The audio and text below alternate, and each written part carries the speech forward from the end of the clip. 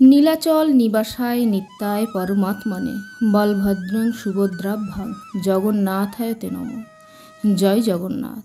জগন্নাথ দেবকে প্রণাম জানিয়ে আজকে জিয়া সিংহ ব্লগের আলোচনা শুরু করছি শ্রী শ্রী জগন্নাথ লীলা মহিমা। তো আজকের লীলা শ্রীকৃষ্ণ কেন শ্রী জগন্নাথ রূপে প্রকট হলেন। তো বন্ধুরা, আজকের ভিডিওর আলোচনা যদি ভালো লাগে অবশ্যই কমেন্টে লিখবেন জয় জগন্নাথ। এবং আমার চ্যানেলে যে সমস্ত বন্ধুরা নতুন আসছেন, চ্যানেলটি ভিজিট করছেন, তাদেরকে অনুরোধ করব চ্যানেলটি সাবস্ক্রাইব করে পাশে থাকুন। তো চলুন মূল ভিডিওর আলোচনা শুরু করা যাক। দ্বারকার মহিষীগণ ভগবানের বৃন্দাবন লীলা জানার জন্য কৌতূহলী হয়ে উঠলেন। কী এমন সেখানে হয়েছিল যে প্রভু তা ভুলতে পারছেন না। কিন্তু আমাদের প্রিয় স্বামীর শৈশব লীলা, যখন তিনি শিশুরূপে বৃন্দাবনে লীলা করেছেন, সেই লীলা কথা কে আমাদের বলতে পারে। তারা জানতে পারলেন যে মাতা রোহিণী ভগবানের বৃন্দাবন লীলা প্রত্যক্ষভাবে দর্শন করেছিলেন এবং তাদের মহা সৌভাগ্য যে তিনি এখন দ্বারকায় বাস করছেন। একদিন সকল মহিষীগণ কৌতূহল চিত্তে রোহিণী দেবীর কাছে গিয়ে কৃপাপূর্বক ভগবানের কৈশোর যৌবন লীলা তাদেরকে বলার জন্য রোহিণী দেবীকে আহ্বান করলেন। মাতা রোহিণী উপলব্ধি করলেন যে রানীগণ ভগবানের ব্রজলীলা শোভনের জন্য আগ্রহ হয়েছে। তিনি বললেন, বাস্তবে শ্রীকৃষ্ণের ব্রজবিলাস লীলা অনন্য অনুপম, এতই বিশিষ্ট এই লীলা যে স্বয়ং শ্রীকৃষ্ণ এই লীলা মহিমা শ্রবণ করে এর প্রতি আকৃষ্ট হয়ে পড়েন। আমি আপনাদের কাছে ওইসব অপূর্ব বিস্ময়কর ব্রজলীলা বর্ণনা করতে পারি, কিন্তু একটি শর্তে। আমি যখন সেই সব লীলা কাহিনী বর্ণনা করব, তখন কৃষ্ণ বলরাম যেন শ্রবণ করতে না পারে। যদি তারা শ্রবণ করে তাহলে বড় আকারের সমস্যার সূচনা হবে। একবার কৃষ্ণ ও বলরাম দ্বারকার সুধর্ম সভাগৃহে একটি সভায় যোগদানের জন্য গমন করলেন। তখন শ্রীকৃষ্ণের সকল মহিষীগণ তাদের অনুপস্থিতির সুযোগ গ্রহণ করলেন। তারা সকলে একটি প্রশস্ত কক্ষে সমবেত হয়ে রোহিণী মাতাকে শ্রীকৃষ্ণের শৈশব লীলা বর্ণনা করবার অনুরোধ করলেন।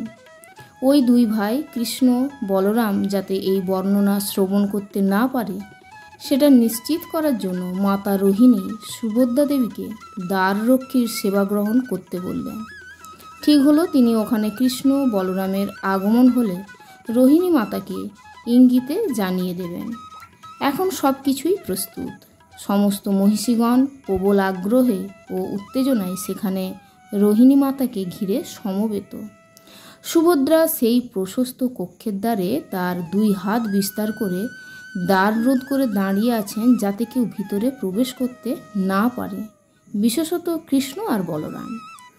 রোহিণী মাতা আনন্দিত অন্তরে ব্রজবৃন্দাবনে শ্রীকৃষ্ণের শৈশব লীলা বর্ণনা আরম্ভ করলেন। সেই বর্ণনা ছিল পরম প্রীতিকর, শ্রবণরম্য এবং দিব্য ভাবোচ্ছ্বাসপূর্ণ। মহিষীগণ অচ্ছিন্ন মনোযোগে শ্রবণ করতে লাগলেন। তারা রোহিণী মাতার মুখ নিঃসৃত ব্রজবিলাস কথা রূপ সুধামিত ধারা তাদের কর্ণের দ্বারা পানে এতই নিমগ্ন হয়ে পড়লেন, তাদের বাহ্য জ্ঞান বিলুপ্ত হয়ে গেল।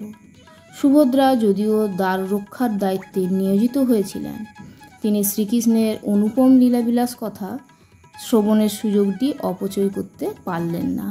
আর এইভাবে শ্রবণে নিমগ্ন হওয়ায় দ্বারকার মহিষীদের মতোই তারও বাহ্যজ্ঞান লোপ পেল। কৃষ্ণ বলরাম সভায় যোগদান করে সেখানে ব্যস্ত থাকলেও তারা বুঝতে পারলেন যে মাতা রোহিণী তাদের বৃন্দাবন লীলা কথা বর্ণনা করছে। ওই কথা শ্রবণের জন্য সুতীব্র লালসায় অভিভূত হয়ে তারা হঠাৎই সভাগৃহ পরিত্যাগ করে সেই স্থানের দিকে ধাবিত হলেন যেখানে রোহিণী দেবী ও রানীগণ সমবেত হয়েছিলেন। যখন তারা দ্বারে পৌঁছালেন, তখন তারা দেখলেন যে সুভদ্রা কক্ষদ্বার পাহারার দায়িত্বে সেখানে দাঁড়িয়ে আছেন। কৃষ্ণ বলরাম সুভদ্রার উভয় পাশে দাঁড়ালেন এবং তৎক্ষণাৎ তারা মাতা রোহিণীর বর্ণনা শ্রবণে নিমগ্ন হলেন। সুভদ্রা ব্রজকথা শ্রবণে সম্পূর্ণ তন্ময় হওয়ায় তার বাহ্য চেতনা বিলুপ্ত হয়েছিল। সেজন্য তিনি ভগবান শ্রীকৃষ্ণ ও শ্রী বলরামের উপস্থিতি লক্ষ্য করলেন না। তারা তিনজন এইভাবে লীলা শ্রবণের দ্বারা ভাবাবিষ্ট হয়ে পড়লেন। তখন তাদের দিব্য দেহে মহাভাব বিকার লক্ষণ প্রকটিত হতে শুরু করল। কি পরমাদ্ভুত! দিব্য সুন্দর লীলা। ব্রজবাসীগণের কি অবর্ণনীয় স্নেহ প্রেম! ব্রজবাসীদের অদ্ভুত প্রীতিপ্রেম বিরহ শোভনে বিস্ময়াভিভূত হওয়ায় তাদের দিব্য অঙ্গ ভাবতরঙ্গে পরিপ্লুত হল। ভাবাতিশয্যাবশত তাদের নয়ন ক্রমশ বড় বিস্ফোরিত হতে শুরু করল। তাদের হস্ত পদ তাদের দেহের মধ্যে সংকুচিত হলো।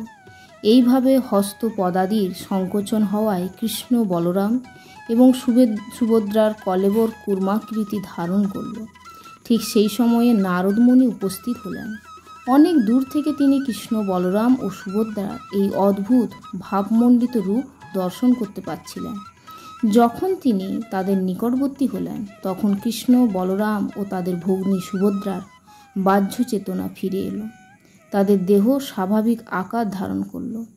তারা তাদের মহাভাব সংবরণ করলেন, যা তাদের এই বিশেষ রূপে অভিব্যক্ত হয়েছিল। নারদমুনি দিব্য আনন্দোল্লাসে দু বাহু তুলে নৃত্য করতে লাগলেন। তিনি বললেন, আমি দর্শন করেছি। আপনারা আমার কাছ থেকে একটি সংগোপন করার চেষ্টা করছেন। হে প্রিয় প্রভু, আমি আপনার অনেক আশ্চর্যজনক দিব্যরূপ দর্শন করেছি, কিন্তু আমি এমন অনুপম সুন্দর রূপ কখনো দর্শন করিনি। আমি বিনীতভাবে প্রার্থনা করছি যে আপনাদের এই দিব্য শুভ রূপ এই ধরণীতে কোথাও প্রকট করুন, যাতে প্রত্যেকেই আপনার এই সবচেয়ে বিশিষ্ট সর্বোত্তম মহাভাব প্রকাশ রূপ দর্শন করতে পারে। তার পরম ভক্ত নারদ মুনির অভিলাষ পূর্ণ করার জন্য ভগবান শ্রীকৃষ্ণ এই রূপ প্রকটিত করেছেন এবং এই রূপে তিনি নিত্যকাল শ্রীক্ষেত্র পুরীধামে বিরাজ করছেন। জয় জগন্নাথ। নীলাচল নিবাসায় নিত্যায় পরমাত্মনে বলভদ্র সুভদ্রাভ্যাং জগন্নাথায় তে নমঃ। জগন্নাথ দেবকে প্রণাম জানিয়ে আজকের লীলা কাহিনী শেষ করছি। এখন প্রথম রথযাত্রা শেষ হয়েছে, আসতে চলেছে উল্টো রথযাত্রা। তো উল্টো রথযাত্রা আপনাদের সবার খুব ভালোভাবে কাটুক। আজকের ভিডিওর আলোচনা যদি ভালো লাগে অবশ্যই কমেন্টে লিখবেন জয় জগন্নাথ, এটি আমার একান্ত অনুরোধ। পরের ভিডিওতে আবার দেখা হচ্ছে। আপনারা জগন্নাথ দেবের কৃপায় সবাই ভালো থাকুন। জয় জগন্নাথ।